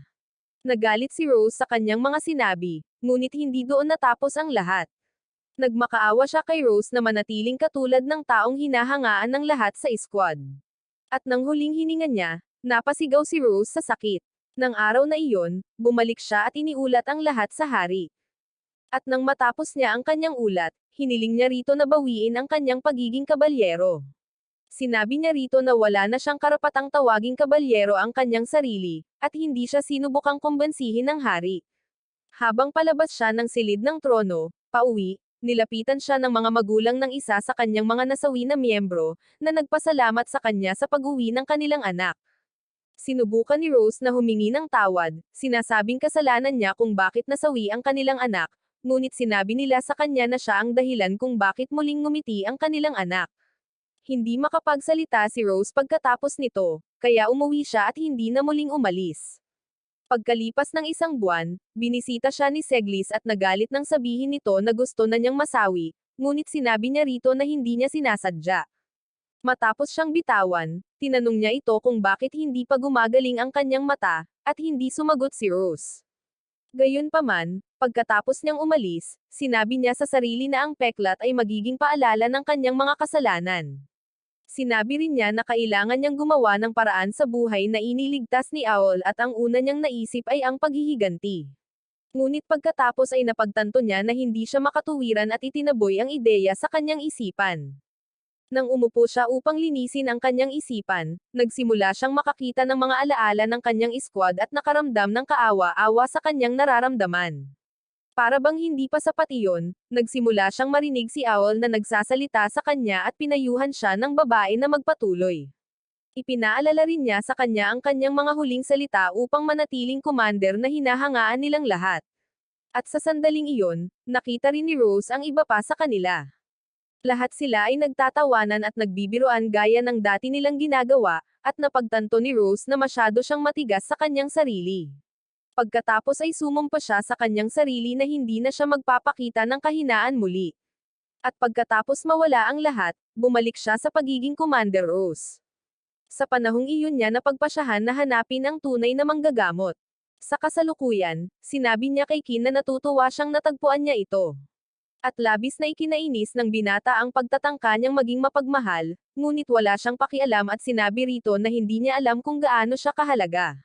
Ang tugon ni Kin dito ay nagdulot sa kanya ng isang suntok sa tiyan, ngunit gumaling siya nang simulan ni Rose na sabihin sa kanya na isa talaga siyang pambihirang manggagamot. Pagkatapos ay tinapos niya ang kanyang pagsasalita sa pagsasabing sigurado siyang hindi siya masasawi ng ganoon kadali, at ito ang nagpangiti sa kanya. Pagkalipas ng ilang oras, nagising si Kin sa isang tolda at pagkatapos ay lumabas upang tingnan ang lahat. Nang biglang nagkomento si Kami tungkol sa kanyang uniforme, nagulat siya nang makitang gising na ito. At nang sinubukan niyang kausapin siya, sinimulang ipakita ng dalaga ang kanyang baluti. Pinag-usapan niya ang mga detalye nito tulad ng gagawin ng isang pro gamer, at ang kanyang walang katapusang kasabikan ay nagpasabi sa kanya na mali siya sa pag-iisip na siya ay isang babaeng babae. Ikinatuwiran ni Kami na siya nga at ipinagmalaki pa niya kung paano siya nagtatanim ng mga halaman ng cactus sa bahay para sa kagandahan. Malinaw na itinuro ni Kin ang lahat ng mali sa pahayag na iyon, ngunit si Kami ay pinagpala ng kakayahang pilipitin ang kahulugan ng mga salita ng isang tao. Kaya sinimulan niyang kulitin si Kin, sinasabing isa itong bihasang sundir at hindi na siya makapaghintay na makita siyang masira ang karakter. Labis niya itong iniinis kaya't nagsimulang umatras si Kin mula sa kanya hanggang sa na-corner siya nito sa isa sa mga tolda. Dahil sa desperado na makalayo sa kanya, sumigaw siya kay Kazaki na pumunta at iligtas siya. At sa kanyang pagkagulat, dumating talaga ang lalaki. Nagreklamo si Kami na nakikialam siya sa kanyang mga plano, ngunit tumanggi siyang pakawalan ito, sinasabing hinahanap sila ni Seglis. Habang naglalakad sila palayo, tinawagan muli ni Kami si Kin at nangakong tiyak na itutuloy nila kung saan sila tumigil sa ibang pagkakataon. Nang makarating sila kay Seglis, ipinaalam niya sa kanila kung paano ang mga bagay-bagay at hiniling sa kanila na tiyaking mapapaslang nila ang commander ng kalaban. Tiniyak nila sa kanya na ipagmamalaki nila siya, pagkatapos ay lumipat sa mga frontline upang maghintay sa kalaban. Hiniling ni Kami kay Kazaki na huwag masyadong pilitin ang sarili, at tiniyak niya rito na ayos lang siya. Gayunpaman, nahalata niyang kinakabahan ito at pinapahirapan si Kin para subukang pakalmeyan ang sarili. Hindi ito itinanggi ni Kami, ngunit nagreklamo tungkol sa kakayahan ni Kazaki na magbasa ng mga tao na parang mga libro. Dito, itinuro niya na nagbago na ito simula nang dumating sa mundong iyon, at sinabi ni Kami na wala siyang pakialam dahil tinanggap siya ni Kin. Nagulat, hiniling ni Kazaki na sabihin iyon, at nangako ito na gagawin niya kung makakaligtas sila sa labanan. Pagkatapos ay tinukso niya ito, sinasabing alam niyang makakaligtas ito dahil mayroon na siyang dahilan ngayon. Bago pa man makasagot si Kazaki, naramdaman nila ang kalaban. At nang sandaling magpakita ang hukbo ng mga demonyo, pinakawalan ng mga salamangkero ang kanilang mahika sa kanila. Sa kasamaang palad, ang kanilang inatake ay isang ilusyon lamang, at ang kalaban ay sumusugod mula sa timog kanluran. Agad na inutusan ni Seglis ang lahat na ituon muli ang kanilang atensyon doon. At nang magsimula silang maglaban, pinakilos ni Rose ang kanyang koponan upang kumilos at hanapin ang mga nasugatang sundalo. Pagkatapos nilang lumipat, hiniling niya kina Urga at Oruro na magtayo ng mga tolda at inutusan si Aroko na magbantay, ngunit idinagdag na kung lalala ang mga bagay-bagay, dapat silang tumakas para sa kanilang buhay. Para naman sa kanya at kay Kin, mananatili sila sa magkapatid hanggang sa uminit ang sitwasyon sa larangan ng digmaan. Sa sumunod na sandali, bumalik sitong dala ang unang grupo ng mga pasyente, at lahat ay kumilos. Nang inag ang mga kamay ni Kin nang makita niya ang mga sugat ng kanyang mga pasyente, ngunit pagkatapos ay bigla siyang bumangon at nagsimulang magtrabaho. Pagkatapos ay mahinang inihayag ng sundalo na isang malaking ahas ang umatake sa kanya, at naisip ni Kin kung ang mga demonyo ay palaging may dalawang ahas. Bukod sa mabangis na halimaw na ahas, ang itim na kabalyero ay nasa larangan ng digmaan din. Ang sundalong nagtangkang palihim na umatake sa kanya ay malubhang nasugatan, ngunit nailigtas siya ni Alec. Habang tumatakbo palayo si Alec, naalala ng kabalyero ang babala ni Amelia tungkol sa rescue team at naisip na magiging interesante ang mga bagay-bagay. Pagkatapos, napansin niya ang isang kislap ng kulog ni Kami at nagpas siyang tumungo roon. Ilang minuto ang lumipas, sina Rose at Kin ay naglakas loob na pumunta sa larangan ng digmaan. Nang banggitin ni Rose ang Black Knight, muling sinalakay ng pangitain ang kanyang isipan, na nagudyok sa kanya na huminto sa pagtakbo. Inakala ni Rose na natatakot siya, kaya inilagay niya ang kanyang kamay sa ulo nito at sinabing tuturuan niya ito ng isang espesyal na pamamaraan. Tinanong ni Qin kung ginawa lang ba niya ang pamamaraan para gumaan ang pakiramdam nito, ngunit sinabihan siya nitong huwag masyadong mag-angat ng tingin sa kanyang sarili. Gayunpaman, nagpasalamat siya sa kanya at pumunta sila sa magkabilang direksyon upang tulungan ang mga nasugatan. Ang unang lalaking iniligtas ni Qin ay malapit ng patumbahin ng isang demonyo. At nang sinubukan siyang pigilan ng isa pang demonyo, naiwasan niya ang kanyang pag-atake. Kung tungkol kay Rose, masama siya gaya ng dati at ang mga demonyo ay naiwan na nakatitig sa kanyang likuran. Matapos pagalingin ni Qin ang lalaking iniligtas niya, pinayuhan niya itong magpahinga muna bago bumalik sa labanan or bumalik sa kanilang kampo. Samantala, sa mga harapang linya, ginamit ni Kami ang kanyang mga kapangyarihan upang tapusin ang mga demonyo. At nang sumama si Kazaki sa kanya, sinabi niya sa kanya na hahabulin nila ang commander. Gayunpaman, hindi man lang nila kinailangang gumalaw kahit isang pulgada dahil lumapit sa kanila ang itim na kabalyero.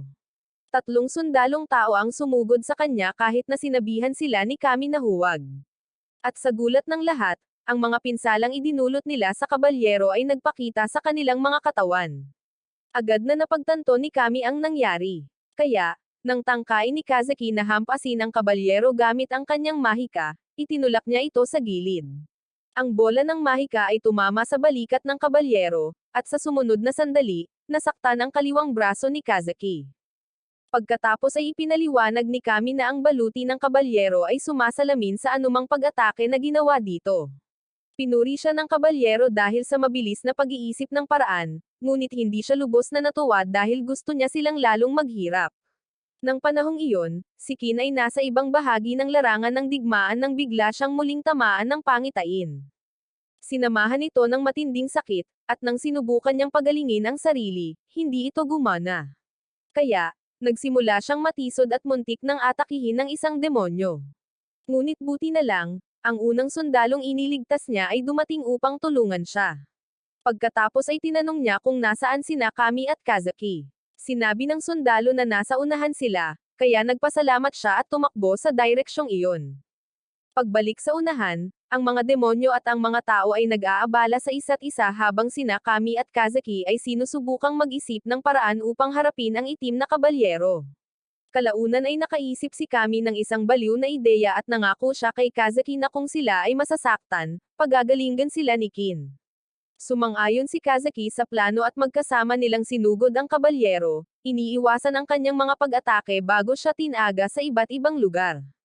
Lahat ng pag-atake ay tumatama sa kanila maliban sa nasa likod ng kabalyero. Kaya't nakaisip si Kami ng isa pang plano. Gamit ang kanyang mahika, mabilis siyang gumalaw, halos hindi na makita habang si Kazaki ay nanatili kung saan siya nakikita ng kabalyero at lumikha ng isang malaking liwanag. Inakala ng kabalyero na pareho lang ang kanilang mga panlilinlang, ngunit biglang nagpakita si Kami sa likuran niya at tinusok siya mula sa likuran. Lumabas ang talon mula sa kanyang lalamunan, kaya't hindi siya makapagsalita. Kaya tinawag ni Kami si Kazaki upang umatake. Naniniwala sila na hindi kayang i-deflect ng kabalyero ang mga pag-atake na hindi niya nakikita, at kung hindi siya makapagsalita, hindi niya kayang depensahan ang pag-atake ni Kazaki. Sa kasamaang palad, niloko niya silang dalawa, at nauwi sila sa mga pinsalang nagbabanta sa buhay. Habang natutumba si Kami, biglang sumagi sa isip niya ang mga panahong ginugol niya kasama si Qin, at sinabi niya sa sarili na iyon ang pinakamagagandang sandali ng kanyang buhay dahil tunay siyang tinanggap nito. Hindi makapaniwala ang mga sundalo sa nangyari. At nang malapit nang ibigay ng itim na kabalyero ang huling atake kay Kami, dumating si Qin. Sinalubong niya ang kabalyero ng isang suntok na may nakapagpapagaling na mahika at lumipad ang kabalyero. Tumingin si Qin sa kanyang mga kaibigan at halos mabaliw. Inisip na nabigo siyang pigilan ang trahedya. Mabuti na lang at umubo si Kazaki, kaya sinimulan niya silang pagalingin at si Kami ang unang nagkamalay. Bago pa siya matapos, tumayo muli ang itim na kabalyero at nagsimulang magsalita na parang isang maruming mandaragat. Nang mawala ang alikabok, nabunyag na ang kabalyero ay isang babae pala at ang pag-atake ni Qin ang talagang nakasakit sa kanya. Matapos ayusin ang kanyang baluti, sumugod siya kay Qin, ngunit hindi na niya hinintay ang kanyang pagdating at tumakbo kasama ang kanyang mga kaibigan. Isang demonyong sundalo ang sumubok na pigilan siya, ngunit tumalon siya pataas sa kanyang ulo, at ginamit ni Kami ang kanyang mahika sa kanya. Pagkatapos ay lumapit ang mga sundalong tao sa mga natitirang demonyo, pinapanatili silang abala habang tumatakas si Kin. Sinubukan ni Kami na sabihin kay Kin ang tungkol sa kakayahan ng itim na kabalyero, ngunit naputol ng lumipad ang espada ng kabalyero patungo sa kanila. Tumalon si Kin palayo sa daan ng hindi namamalayan at pagkatapos ay nagsimulang magreklamo na ang pakikipaglaro ng pusa at daga sa kabalyero ay makakaapekto sa kanyang trabaho. Pagkatapos ay tinawag ni Kami ang kanyang atensyon at ipinaliwanag kung ano ang mga kapangyarihan ng kabalyero. Itinuro rin niya na ang pag-atake ni Kin ay gumana sa kanya upang magamit nila ito sa kanilang kalamangan. Pagkatapos niyang magsalita, inabot ng itim na kabalyero kung nasaan ang kanyang espada at hinugot ito mula sa lupa, nanunumpa na pagbabayaran si Kin sa pagsasagawa ng ganap na pagkakapantay-pantay ng kasarian sa kanya. Ayaw lumaban ni Kin, ngunit napagtanto niya na kung wala siyang gagawin tungkol sa kanya, lalala lamang ang mga bagay sa larangan ng digmaan. Nang tumayo siya para harapin siya, pumasok siya sa full healer mode at hiniling kay Kami na bantayan si Kazuki habang hinaharap niya ang basura. Pagkatapos ay sinugod niya ang kabalyero na sumubok na atakihin siya gamit ang baluti nito, ngunit natunaw ang mga morph parts ng madikit kay Kin. At sa bawat suntok niya sa kanya, bumubukas ang baluti, na lalong ikinainis niya. Habang tumitindi ang laban, nagising si Kazuki at sumama kay Kami para manood. Ngunit hindi tahimik na manonood si Kami. Nang ituro ni Kazuki na si Kin na nasa healer mode ay tumutulong sa Black Knight, sinabi niya sa kanya na ito ay isang sinasadyang galaw. Pinigilan ng kanyang mahika ang kakayahan ng kabalyero na makaapekto sa kanya. Ngunit lahat ng tama na tinamaan niya sa kanya ay puro mula sa kanyang mga kamao. Sa bawat tama, pinagaling niya ito, ngunit hindi bago niya naramdaman ang sakit. Inisip ni Kami na ito ay isang kalokohang galaw at sinabi kay Kazuki na tiyak na gumagamit si Kin ng healing magic sa maling paraan. Gayunpaman, nakakatawang makita ang Black Knight na nagpupumiglas ng walang kabuluhan. Parang narinig niya si Kami, sumigaw ang kabalyero sa galit at pagkatapos ay nagpakawala ng isang malakas na hampas ng hangin na nagpa-atras kay Kin, ngunit ang lalaki ay hindi susuko.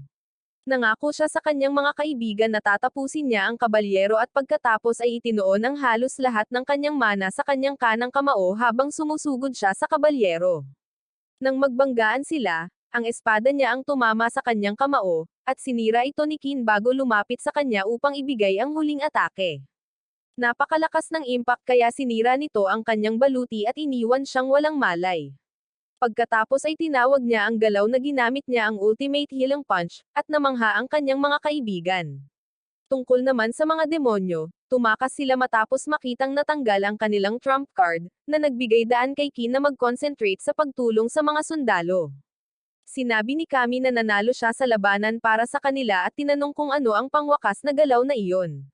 Ipinaliwanag ni Kin na si Rose ang nagturo sa kanya kung paano patumbahin ang isang tao nang hindi nagbibigay ng nakakasawi na atake.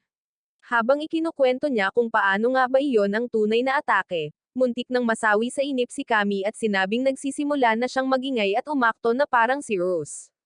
Itinanggi ito ni Kin at pagkatapos niyang magreklamo, sinabi ni Kami sa kanya na ang suntok niya ang nagligtas sa buhay nila ni Kazuki. Nang muli siyang magpasalamat, dumating si Kazuki at sinabi sa kanya na kailangan pa rin nilang harapin ang ahas.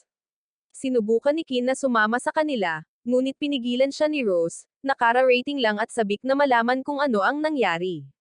Matapos niyang sabihin sa kanya, pinuri niya ang kanyang mabuting gawa at sinabi sa kanya na babalik na sila sa Tolde dahil hamupa na ang mga bagay sa larangan ng digmaan. Pagkatapos ay ipinaalam ni Kin sa kanyang mga kaibigan na aalis na siya, at habang tumatakbo siya kasama si Rose, sinabi niya sa kanya na natutuwa siyang hindi siya nasawi. Kasabay nito, ipinaalam kay Amelia na may isang tao sa rescue team ang nakatalo sa Black Knight, at hindi siya makapaniwala sa kanyang narinig. Agad niyang inutusan si Harry Locke na tawagin pabalik ang ahas, sinasabing umatras na sila. Gayunpaman, nang tangkain niyang gawin ito, nakita niya na malapit na itong tapusin ni Kami at Kazuki. Nakikipagtalo si Kin kay Tung sa kampo nang biglang may malakas na kalabog. Ipinaalam ni Rose kay Kin na pansamantalang tapos na ang labanan at kailangan din nilang maghanda para sa susunod. Habang inaalagaan niya ang isa pang pasyente, sinabi niya rito na kung hindi niya iniligtas ang mga bayani, matatalo sana ang mga tao sa labanan. Ayaw maniwala ni Kin sa kanya, ngunit iginiit ni Rose na nagsasabi siya ng totoo. At sa sandaling binati niya ito, biglang sumagi sa isip niya ang lahat ng nangyari simula nang dumating siya sa mundong iyon. Hindi niya namalayan na labis siyang nabibigatan hanggang sa umiyak siya at sinubukang panasan ang kanyang mga mata. Ngunit naramdaman ni Rose na mas makabubuti kung bibitawan niya ang mga bagay na kanyang itinatago. Sa huli, nawalan siya ng malay sa mga bisig nito dahil sa kawalan ng mana at pisikal na pagkapagod, at sinabi ni Rose na oras na para magpahinga siya. Pagkalipas ng ilang araw, ginugol ni Kin ang oras kasama si Blorin at ikinwento sa oso kung paano sila tinawag sa kastilyo nang sandaling bumalik sila mula sa larangan ng digmaan. Labis siyang kinakabahan sa harap ng napakaraming tao kaya't nagsimula siyang gumalaw na parang bulate at natamon ng mga asset ni Rose. Gayunpaman, masaya pa rin siya dahil ito ang unang pagkakataon sa kanyang buhay na nakatanggap siya ng anumang uri ng parangal. Hindi talaga pinansin ni Blorin ang kanyang kwento, kaya sinimulan niyang kurutin ang tagiliran ng batang oso, sinasabing tumaba siya ng kaunti. Habang naglalabas ng boses si Blorin bilang pagtutol, dumating si Gamal at ipinaalam kay Kin na ipinatawag siya sa kastilyo. Pinayuhan din niya si Kin na mag-ingat sa pagdaan sa bayan, ngunit tumanggi siyang sabihin sa kanya kung bakit. Nalaman ni Kin kung bakit pagdating niya sa bayan at dinumog siya ng mga taong gustong magpasalamat at magbigay ng mga regalo para sa kanyang serbisyo. Nang makarating siya sa kastilyo, nakiramay si Aruko sa kanya dahil sa pagdurusa mula sa katanyagan at hiniling sa kanya dahil sa pagliligtas sa kanyang mga kapwa kabalyero sa larangan ng digmaan. Ipinaalala sa kanya ni Kin na nagtulungan silang lahat noong araw na iyon at nangakong tatawagan siya kung sakaling mga ilangan siya ng bodyguard. Sa loob, humingi ng tawad ang hari sa pagpapatawag sa kanya sa napakaikling panahon at ibinigay ang mga bagay kay Seglis upang magpaliwanag. Sinabi ng commander na pumayag ang itim na kabalyero na bigyan lamang sila ng confidential na impormasyon kung makikita niya si Kin. Pumayag ang binata na makita siya at habang dinadala siya ni Seglis sa piitan at nangako si Kami na paprotektahan siya. Ipinaalala ni Kin sa kanya na natalo na siya sa itim na kabalyero noon at ang kahihiyan ng dalaga ay dumating na parang isang walang galang na wake-up call. Pagkatapos ay tinanong ni Kin kung bakit siya lamang ang maaaring manakit sa itim na kabalyero at ipinaliwanag ni Seglis na ito ay dahil mayroon siyang hilig sa madilim na mahika na kinakansela ng healing magic. Biglang napagtanto ni Kin na ang lahat ng healing magic na inilagay niya sa kanya noong labanan ay napawalang bisa din. Kaya nang kumpirmahin ni Seglis na nakatanggap siya ng anumang medikal na paggamot mula nang dalhin siya rito, natarante siya at sumugod upang makita siya. Nakabalik na siya sa kanyang itim na baluti. At nang tanungin ni Kin kung siya ay nasasaktan, hindi niya ito itinanggi. Gayunpaman, inangkin niya na hindi mahalaga iyon at sinabing hiniling niyang makita siya dahil gusto niyang makita ang mukha ng taong nagpakumbaba sa kanya.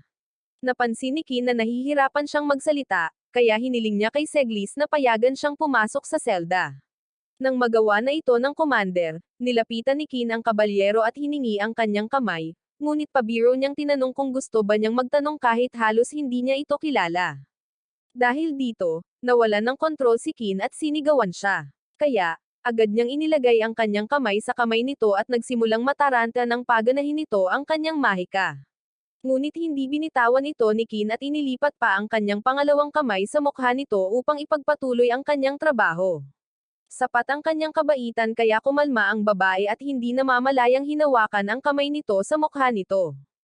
Nang matapos siya, sinabihan niya itong maaari na siyang bumitaw, ngunit humingi pa ito ng ilang minuto at inalis ang kanyang baluti.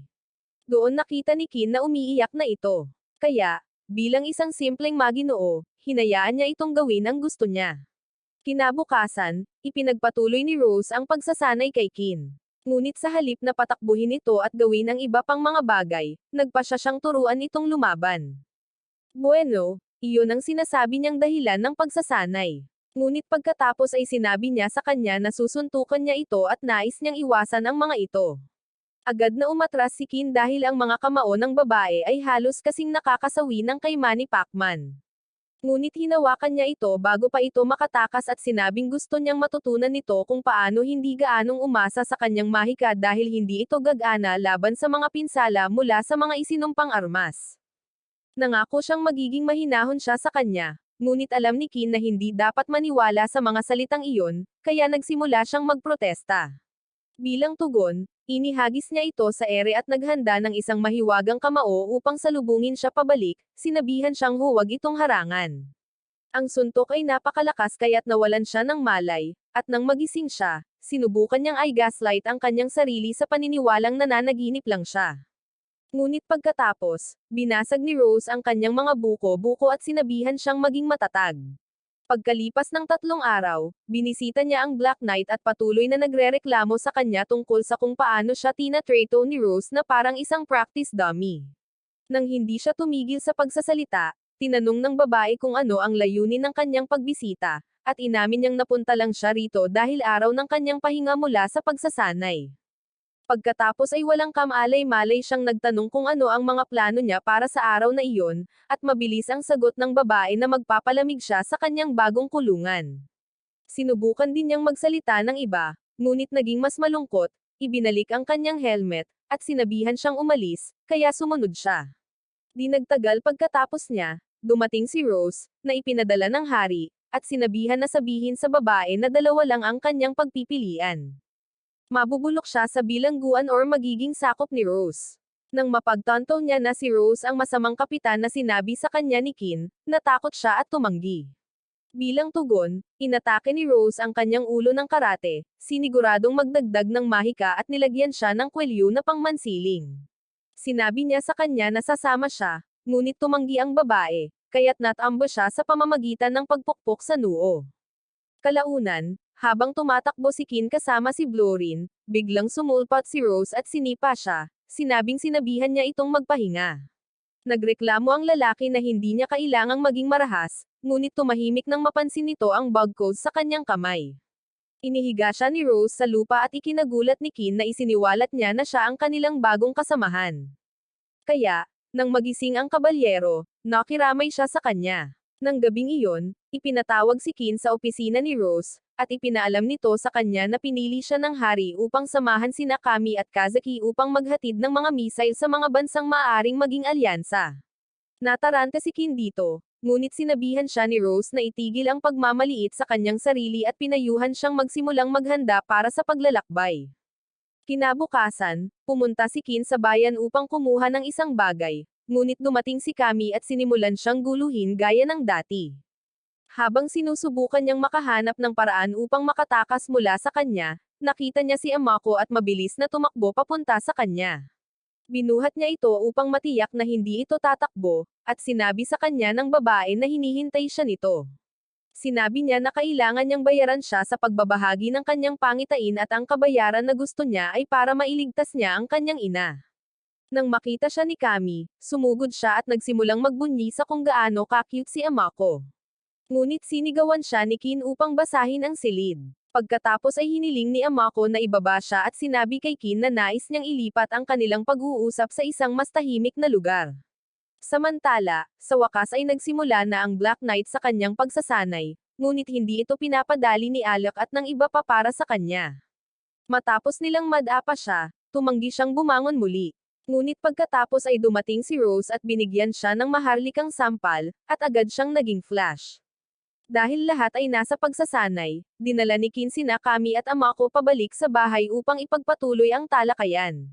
Tinanong niya kung bakit niya ibabahagi sa kanya ang kanyang pangitain at ipinaliwanag niya na iyon lamang ang paraan upang maiwasan ang kanilang pagkasawi at ang pagbagsak ng kaharian.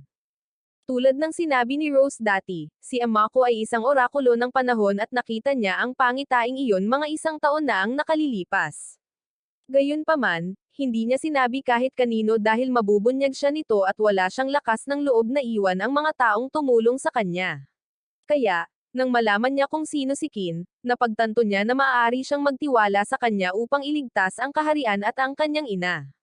Tila, umalis siya ng bahay upang maghanap ng manggagamot dahil ang mga beast folk ay hindi maaaring magkaroon ng mahika sa pagpapagaling, ngunit ang kanyang paghahanap ay walang bunga.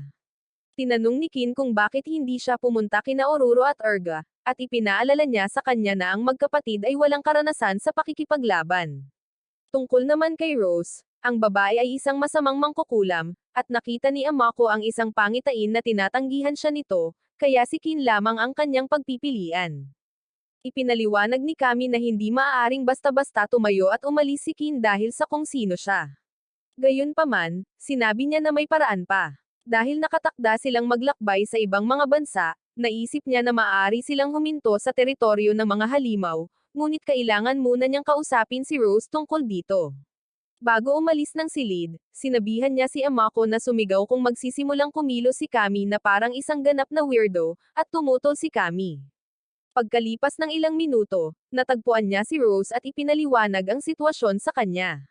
Sinabi ng babae na kailangan niyang iulat ang pag-iral ni Amako sa hari dahil kung may kumalat na balita na may orakulo ng panahon sa kaharian, maaaring humantong ito sa isang digmaan laban sa mga halimaw.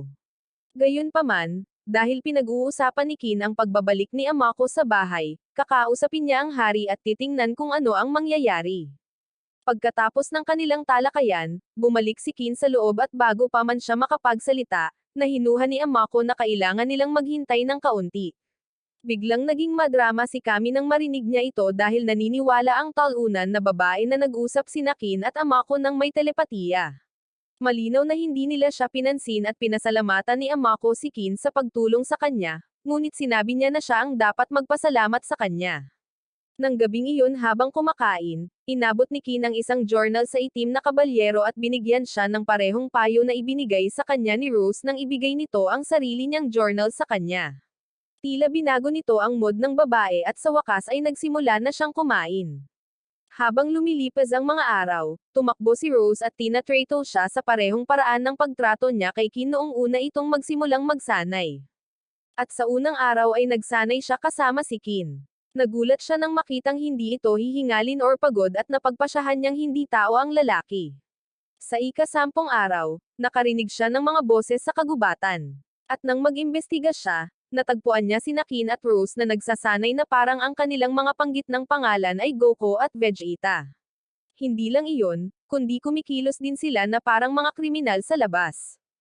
At nang tangkaing suntukin muli ni Rose si Kin, madali niya itong naiwasan, ngunit nasipa lamang siya sa mukha dahil sa pagiging mayabang. Dahil sa impact, lumipad siya patungo sa puno na kinatatayuan ng itim na kabalyero at nag-alala ang babae na nasaktan ito. Ngunit sa sumunod na sandali ay masayang tumalon ito, sumisigaw na sa wakas ay naiwasan na niya ang atake ni Rose. Pinuri siya ng kanyang kapitan at sinabing malaya na siyang bumalik sa kanyang regular na pagsasanay at inatasan pa siyang magsanay sa natulala pa ring kabalyero. Sa halip na agad na pumasok, nagpahinga sila sa ilalim ng puno at sa wakas ay tinanong ni Kin ang kabalyero kung ano ang pangalan nito. Mahinahon niyang sinagot na siya si Film at sumagot lamang ang lalaki ng pagsang-ayon bago ibinaling ang kanyang atensyon kay Blurry na tumatakbo papalapit sa kanila. Gaya ng inaasahan, nagalit si Film at sinipa siya dahil sa pambabole sa kanya. Ngunit hindi pa rin siya pinansin ni Kin at tumakbo palayo kasama si Blurrin. Ayaw magpapansin at magpatalo, tumakbo si Film lampas sa kanila, hindi pinansin ang babala ni Kin na mapapagod siya. Kaya, hindi nakakagulat nang ipaalam niya kay Rose habang kumakain na si Film ay bumagsak sa kalagitnaan ng pagsasanay at kinailangang pagalingin siya nito. Sinimulan siyang biruin ni Alec at ng iba pa, sinasabing may ginawa siya sa kanya. At nang tawagin nila siyang halimaw, nawalan siya ng kontrol at sinabing mas tao siya kaysa kay Rose. Ang bunga ng pahayag na iyon ay isang mabilis na kutsara ang dumampi sa kanyang pisngi at bumangga sa dingding sa likuran niya. Kaya, mabilis siyang humingi ng tawad at binago ang usapan upang maiwasan ang isa pang parusa. Kalaunan, sinubukan ni Film na kumuha ng pagkain, ngunit nauwi sa narinig ang pag-uusap ni Kin kay Rose tungkol sa kanyang paglalakbay at ang bagay kay Amako. Kaya, kinabukasan, tumakas siya mula sa kanyang bintana nang walang sino man sa paligid upang pigilan siya. Samantala, si Kin ay nasa kastilyo kasama si Amako at pagkatapos ay nagpasalamat ang hari sa pagliligtas sa kanilang kaharian sa pamamagitan ng pagbabahagi ng kanyang pangitain. Inihayag niya na naiplano na nila ang paglalakbay upang maisama ang teritoryo ng Beastkin at labis na natuwa si Kin. Pagkatapos ay inutusan niya si Welsi na bigyan sila ng maayos na impormasyon, kaya umalis sila kasama niya. Habang pinag-uusapan nila ang kanilang mga detalye sa seguridad para sa biyahe, tinanong ni Kin kung maaari niyang isama sina Aroko at Blorrin. Nang panahong iyon, natagpuan na ni Rose si Film at napigilan ang mga plano nitong pagtakas. Gayunpaman, pagkatapos ng kaunting pakikipag-usap sa kanya, nalaman niya na hindi pala sinusubukang tumakas ni Film. Gusto niyang magtago sa kagubatan at palihim na sumakay sa karwahe ni Kin kapag umalis na ito para sa kanyang paglalakbay. Ayon sa kanya, nababagot siya at kailangan ng kaunting excitement.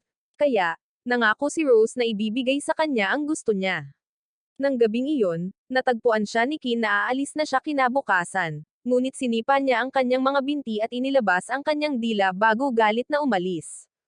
Sinabihan siya ni Rose na huwag mag-alala tungkol sa spoiled brat, pagkatapos ay binigyan siya ng payo bilang kanyang amo at tinapos sa pamamagitan ng pagsasabi sa kanya na inaasahan niya ang magagandang bagay mula sa kanya. Nagulat si Kin na may sinabi pa nga ito sa kanya dahil hindi kailanman gagawin ng dating Rose, kaya medyo naging emosyonal siya. Kinabukasan, nagpaalam na ang mga maglalakbay sa kanilang mga kaibigan at naglakbay para sa isang bagong pakikipagsapalaran.